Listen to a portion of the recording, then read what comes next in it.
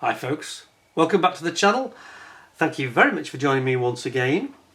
You are always most welcome. Well, today another one of these brilliant Blackhawks from ICM, this time with skis and the ESSS system, external supply stores system I think they call it. So basically the stub wings that can carry these external pylons, so you can carry weapons and extra fuel.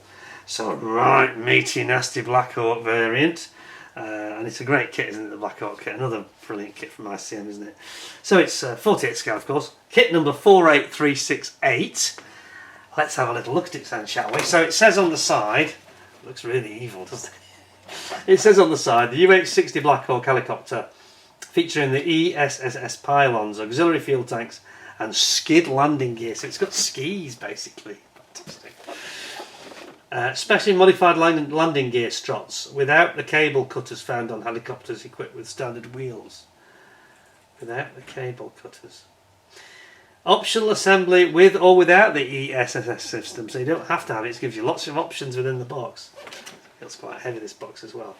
378 parts it's got. Right. It's got troop seats and it's got combat equipment as well. Blimey. Now it doesn't come. I don't think it comes with crew, but of course you can buy the crew separately for the Blackhawk anyway. So just be advised on that. So you see, we've got certain members that are quite big into helicopters. I'm thinking of you, John Christmas. And he's now got a dilemma because it's like, which helicopter do you want, dude? Because there's a lot of nice helicopters. A lot of nice helicopters.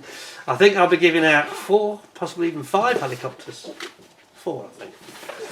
So my members will be getting a real. Oh, sorry, I didn't show the side. My members will be getting a real nice treat. Check this out. Kentucky National Guard in 2009. Look at that. That's a nice one. And then here in 2013, the Montana National Guard. 2013. Brilliant. So 2 options on this one. So this is what you might call it a late version. Go back a bit. You could call it the late version, couldn't you, basically?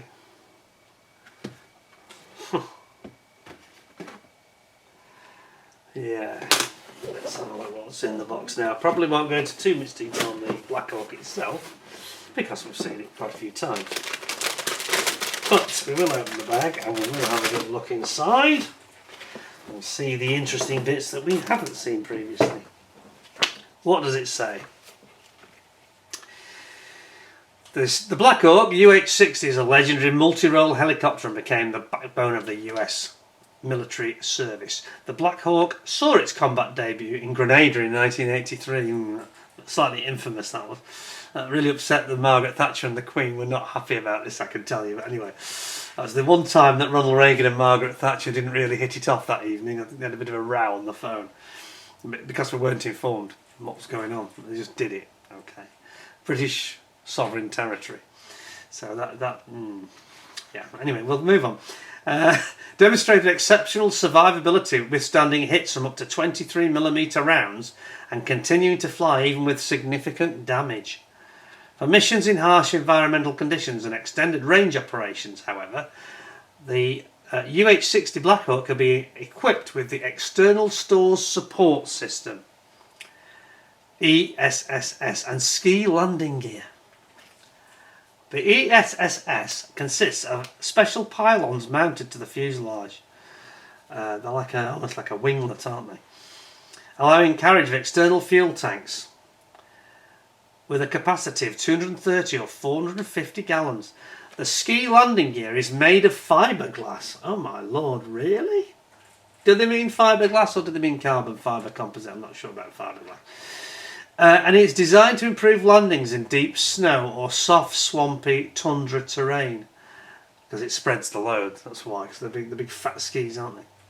At the same time, wheels pass through the openings in the skids, allowing taxiing on paved runways. Clever, isn't it? The use of skis imposes certain limitations and maximum flight speed is reduced, because it acts like a wing, obviously. And not a good wing, like a downforcing Formula 1 style wing, yeah. And it says reduced landing capability is only possible on relatively level surfaces. Yeah, because of the tip angle, that's why. They also somewhat restrict the cabin access to complicate loading operations. The skid equipped configuration is typical of the US National Guard units, which tend to be up in the north, don't they? All of them? Very good. Right, well, we have got, what have we got here? We've got the 2 markings. We've got Nomad and Kentucky. Look at that. Oh, very crisp. I should show you this.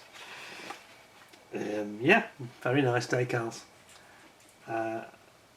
These look like, are they ICM or are they Edouard? I think they're Edouard. Yes, I can tell. You can tell by the excess carry film.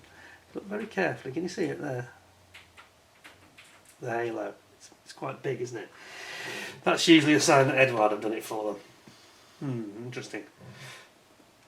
Not sure that's my favourite.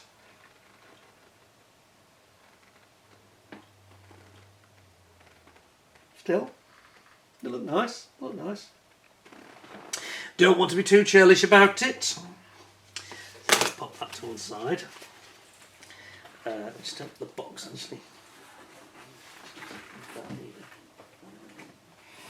One second. Sorry folks, just got off screen for a moment. So let's have a quick look at the instructions then and see the interesting bits, which are going to be around the skids and the sides. So that bit's all the same pretty much. I think as we get toward the end it gets more interesting. Yes indeed. So here, as we get on to these sections later on, this is where these options with the, first of all, the skid ski landing gear comes in. So you build up your ski landing gear here. It is quite a wide skid, isn't it? It really is. It's almost like a big snowboard, isn't it? Huge snowboards with the wheels stuck through the middle. Interesting. And then on the next page, then we get into the ESSS system, which is not on the standard chopper, of course. And it's like a great big chunky wing with these huge pylons on it. I mean, look how big they are. They're a big chunky thing, like a wing, aren't they? Here they are. And then you've got this dramatically increased load capacity, haven't you? Yeah, you can see it here, which it makes it a lot wider, doesn't it? You see it there as well. Wow. Interesting. Yeah. And it goes back into a little bit of the normality again. And then your extra stuff comes in when you start putting these big fuel tanks on the pylons. Interesting. Very, very interesting. Yeah. Not too many masks needed. There is a template for you there, and it shows the sort of angle, the slightly tipped up angle of the skid, doesn't it? That's it. And then we get the colour call out at the end. Very interesting. Okay, so first of all, if you just bear with me 1 second, I'm just going to zoom back a second. I just want to make sure that we protect these decals. In there. Now then. Any members who are chopper fans, you should shout up if you like the look of this. It's an interesting subject, very interesting. Let's have a look. We won't go through the whole kit set, we've seen this many times. But there are elements to this that are definitely different. And I notice, something I don't recognise there.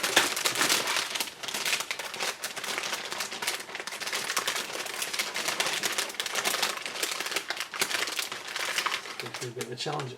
Oh, right then. So it's actually resin, the resin parts, 3D printed resin, the skids. I didn't know that. That's really cool. Oh, this is brilliant. That's really cool. So they've gone for 3D printing. So again, this is the second kit from ICM where we've had some 3D printing done. Oh my, look at this. This is cool. They're definitely evolving, ICM, aren't they? They're evolving. Yes, they've left the primordial swamp well behind now. Look at this. Look at that. So that's where your wheel goes to the centre of it. Obviously you need to cut off all this. And you'll be left with your quite meaty, because it'll be strong, you know, that's a good thing. It gives it strength on the landing gear for the model's benefit as well. But it looks like almost like a big surfboard, doesn't it? Or a snowboard, really. Basically a snowboard, isn't it? That's very cool. That's one. When's the other side? That one. Yeah. Bit faffy cutting them off, that's the only problem. It's a bit, you've just got to be a bit patient, haven't you, really? But you end up with a very strong, very kind of realistic looking, it sort of replicates composite quite well, doesn't it, resin? And then we have the front skid here. Oh, that's really cool. I like it. Yeah, I didn't. Now I come to think about it, I think it was mentioned in the description. Is it mentioned on the box? It doesn't mention the fact that it's 3D printed, but I'm sure it mentioned it when they sort of said to me what the forthcoming product highlights were. But it's not mentioned on the box. It doesn't mention anywhere that it's 3D resin. So just be aware you need a different adhesive, obviously, for that. And here's all the mounting legs that give it the strength, obviously. Yeah, excellent. Well, that's something I wasn't expecting. That's a bonus, isn't it, folks? Yes, that's quite a nice bonus. So we've got some really nice 3D printed resin. And it's as though they hadn't decided until the last minute, because, as I say, there's no mention of it in the... Does it actually say anything in the instructions at all about the adhesive? It's strange. It's taken me a little bit by surprise. Yeah, it doesn't mention using different adhesives at all. But you'll need super glue, obviously, to stick the leg. When you're putting the wheels in and things like that, you'll need to use super glue, so make sure you bond it. But that's very, very impressive. A real bonus, a treat for us that we weren't actually expecting. Fabulous.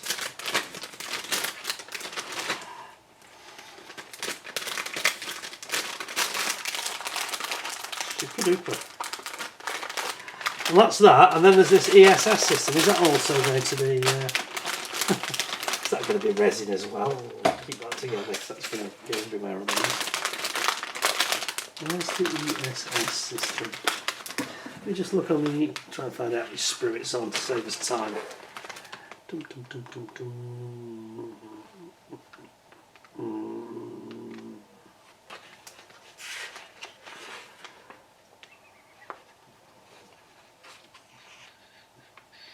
Oh, it's on that one, M. Okay.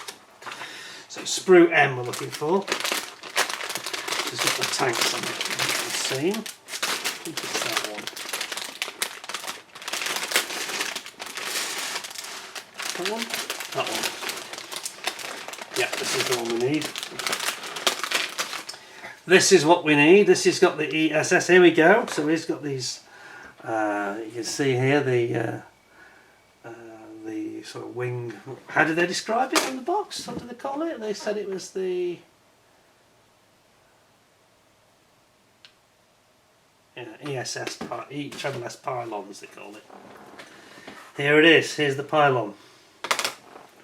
Big beefy thing, isn't it? Wow. And then underneath are these massive the actual pylons. So they're like a winglet, aren't they? Really, like a stub wing. And these are the pylons underneath. And there's your tanks. And if you that's the bottom of the actual stub wing. And obviously the pylons attached to there and there and there and there. Wow, I like it. I do. Yeah, and so this is a completely new sprue. It's not in the previous kits at all. And then you've got these little bits of pylon on the side. That's like the lower, the inner part. It's like the inner fixing of the pylon that attaches to the tank, and then that fixes into the outer sort of aero cover for the pylon here. Aren't they nice? Yes, I like that. Yeah, those are very, very nice indeed. Quite an interesting kit then, because I did not see coming, although I do, as soon as I saw it I thought, oh yeah, I did read about this when they first mentioned it. It's going to have 3D resin printing, and then it's not mentioned on the box, so it throws you and you just forget about it, obviously. There it is, in the flesh, so to speak. It's a little bit tricky getting this back in here because it's quite a well stacked bag, you could call it.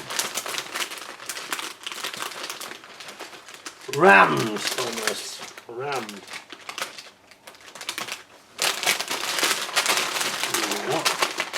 So you can get them all in. Don't know that's going to play ball for us. There we go. It did go in, to my surprise, it did. So it's a tightly packed bag though. Tell you what, there's a lot of plastic there. A lot of plastic. What a smashing kit. Maybe let's go further down. Over there. Trying to manoeuvre it into a better position. To cause less problems. There we go. There we go, we got it. Right. Sorted it. Almost.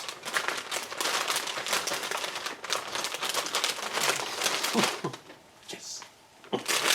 I did it. There we go. Fantastic, what a smashing kit. 3D resin printed it. Wow, big bones, big bones. So, stick the spring up on me like this.